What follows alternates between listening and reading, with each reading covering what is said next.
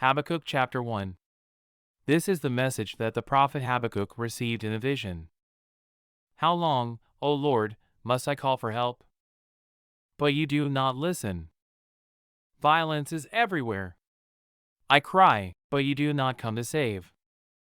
Must I forever see these evil deeds? Why must I watch all this misery? Wherever I look, I see destruction and violence. I am surrounded by people who love to argue and fight. The law has become paralyzed, and there is no justice in the courts. The wicked far outnumber the righteous, so that justice has become perverted.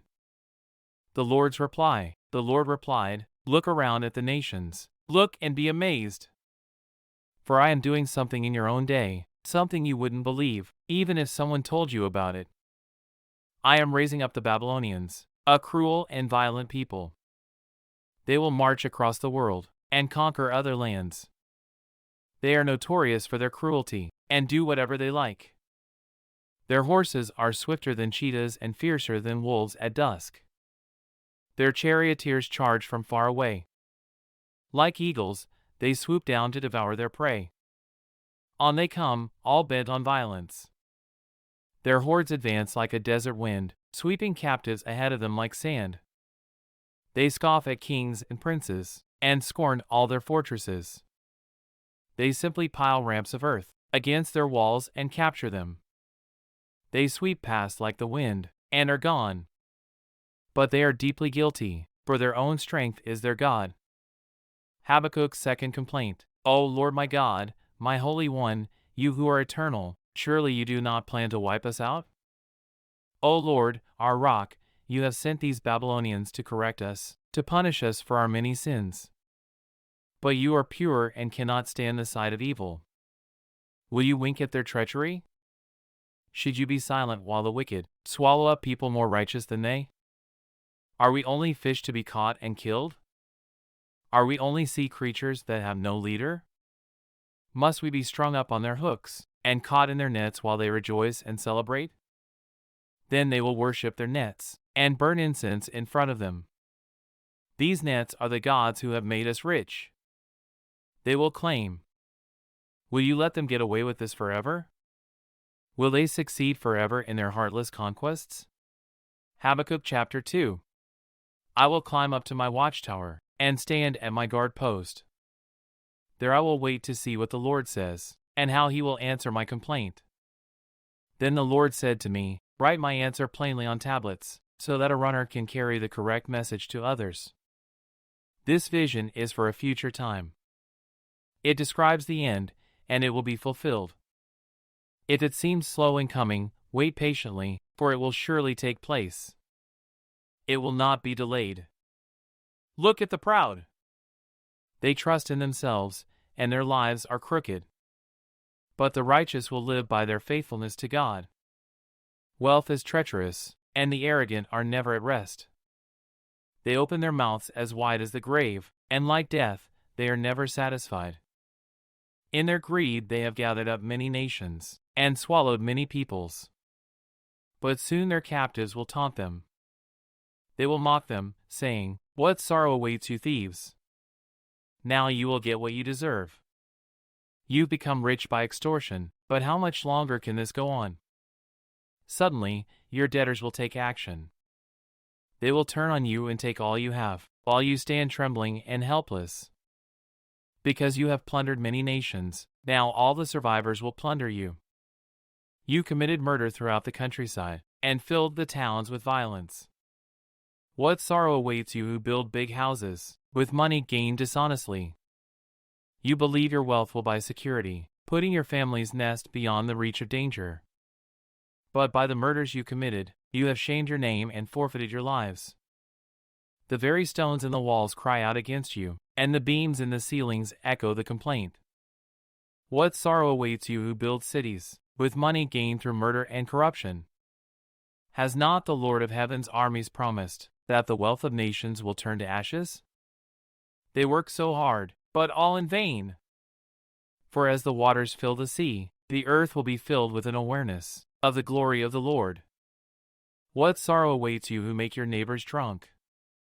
You force your cup on them, so you can gloat over their shameful nakedness. But soon it will be your turn to be disgraced. Come, drink and be exposed. Drink from the cup of the Lord's judgment, and all your glory will be turned to shame. You cut down the forests of Lebanon. Now you will be cut down. You destroyed the wild animals, so now their terror will be yours. You committed murder throughout the countryside, and filled the towns with violence. What good is an idol carved by man, or a cast image that deceives you? How foolish to trust in your own creation, a God that can't even talk. What sorrow awaits you who say to wooden idols, "Wake up and save us." To speechless stone images you say, "Rise up and teach us." Can an idol tell you what to do? They may be overlaid with gold and silver, but they are lifeless inside. But the Lord is in his holy temple. Let all the earth be silent before him. Habakkuk Chapter 3. This prayer was sung by the prophet Habakkuk. I have heard all about you, Lord. I am filled with awe by your amazing works. In this time of our deep need, help us again as you did in years gone by. And in your anger, remember your mercy. I see God moving across the deserts from Edom, the Holy One coming from Mount Paran. His brilliant splendor fills the heavens, and the earth is filled with his praise. His coming is as brilliant as the sunrise. Rays of light flash from his hands, where his awesome power is hidden. Pestilence marches before him, plague follows close behind. When he stops, the earth shakes. When he looks, the nations tremble. He shatters the everlasting mountains, and levels the eternal hills. He is the Eternal One. I see the people of Cushan in distress, and the nation of Midian trembling in terror. Was it in anger, Lord, that you struck the rivers, and parted the sea? Were you displeased with them? No, you were sending your chariots of salvation. You brandished your bow, and your quiver of arrows. You split open the earth with flowing rivers. The mountains watched and trembled. Onward swept the raging waters. The mighty deep cried out, lifting its hands in submission. The sun and moon stood still in the sky, as your brilliant arrows flew, and your glittering spear flashed.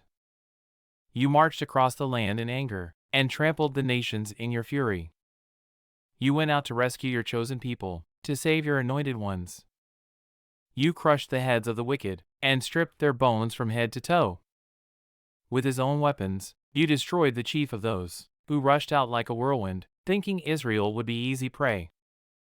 You trampled the sea with your horses, and the mighty waters piled high.